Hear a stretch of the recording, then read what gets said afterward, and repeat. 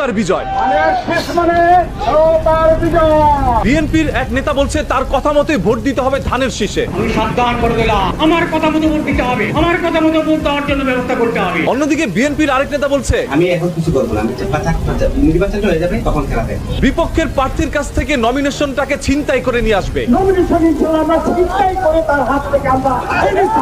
এই নির্বাচনে যদি কেউ জামায়াত ইসলামকে ভোট দেয় তাহলে তার খবর করে দিবে। আমি একটা ভোট চুরি করে দাঁড়িপাল্লায় দেবো, অনুরোধ করে কই তার কি হবে এখন বলবো না, ওই দিনই বলবো তার ব্যবস্থা কি করা যাবে। বিএনপির এই নেতা বলল তার এলাকায় তিনি যেটা বলবে সেটাই আইন এবং সেটাই আল্লাহর হুকুম। আমি যা বলবো এখানে তাই আইন, আল্লাহর হুকুম। মানে আল্লাহ তাআলার সাথে তিনি নিজের তুলনা দিলেন। ভোটের আগে এগুলো বলবো। এটা তিনি আল্লাহর সাথে শিরিক করে ফেললেন। জামাতের কোন মহিলা যদি বাড়িতে যায় ঘাট ধরে তাকে বাইর করে দেবে। তো জামাতের মহিলাকে জন্য বাড়িতে ঢুকতে দেবেন না। তবে বিএনপি থেকে কোনো মহিলারা বাসার মধ্যে ঢুকে নাই, সবাই রাস্তার মধ্যে নেমে মানুষের কাছে ভোট চাচ্ছে। এবার আনন্দ নিয়ে যাবেন, নিজের ভোট নিজে ইচ্ছা মতো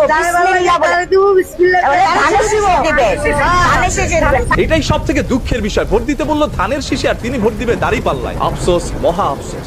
আমি আমার যাতে কর্মীদের বলতেছি, তোমাদের যার যার বাড়ির আশপাশে জামাতের লোক আছে তাদের দিকে নজর রাখো, তাদেরকে উত্তম মধ্যম দিয়ে পুলিশের হাতে উঠিয়ে দিয়ে। এইগুলো শোনার পরে মানুষের মনের মধ্যে ভয় ঢুকে যাচ্ছে বিএনপি কে ভোট দেওয়ার জন্য। বিএনপির মৃত্যু ঘন্টা বেজে গেছে, এটা আমরা আগে বলেছি, তাদের মৃত্যু ঘন্টা আরো জোরে বাজতেছে ইনশাআল্লাহ। মসজিদের মধ্যে ফজরের নামাজের সময় যেন কোনো জামায়াত ইসলামের লোক নির্বাচন নিয়ে কথা বলতে না পারে সেদিকে সতর্ক থাকার জন্য সবাইকে আহ্বান জানাচ্ছে। ফজরের নামাজ মসজিদে যান, কোন ইমাম সাহেব যেন জামাতের কথা না বলতে পারে সেই দিকে খেয়াল রাখে। আমার কাছে অন্ততপক্ষে এই আহ্বানটা ভালো লেগেছে যে মসজিদের মধ্যে ফজরের নামাজের সময় তাদেরকে বাধা দেওয়ার জন্য হইলো তার নিজের নামাজটাও আদায় হবে। ভোট নয়, মানুষ তাদেরকে জুতা দিবে। ভোট দিবে না তাদেরকে জুতা দিবে, এটা আবার কোন ধরনের কথা? বিএনপি যারা করি আমাদেরকে চাঁদাবাজ বলা হয়, চাঁদা নিয়ে আমরা। কেন বিএনপি কে তারা চাঁদাবাজি দল বলে? পুরো 1 বছর তারা চাঁদাবাজি এবং মামলা বাণিজ্য এই দুটা ছাড়া গত 1 বছরে বিএনপির ইতিহাসে কোনো আর কোনো লেখা নাই। আমাদের চাঁদাবাজ বলা উচিত না। আসলে ভাই বিএনপি কে চাঁদাবাজ বলা ঠিক না। আমরা ধানের শীষে ভোট দিলে আমরা জান্নাত পাবো,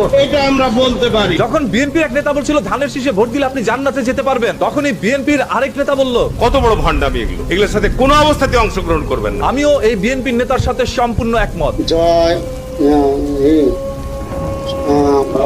বাংলাদেশ জিন্দাবাদ। বাংলাদেশ থেকে আপনারা শেখ হাসিনাকে বিতাড়িত করেছেন, তবে শেখ হাসিনা এখন পর্যন্ত রয়েছে কিছু মানুষের অন্তরে। আমাদের প্রধানমন্ত্রী শেখ খালেদা জিয়াকে আমরা একটা ধানের শীষ মার্কায় ভোট দিয়ে জয়যুক্ত করব।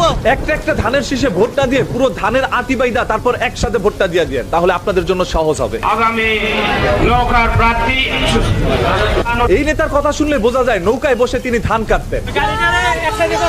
এটা করে কোনোদিন মনে মনে কবি শালা। পৌর যুব দলের পক্ষ থেকে জানাই সংগ্রামী সালাম।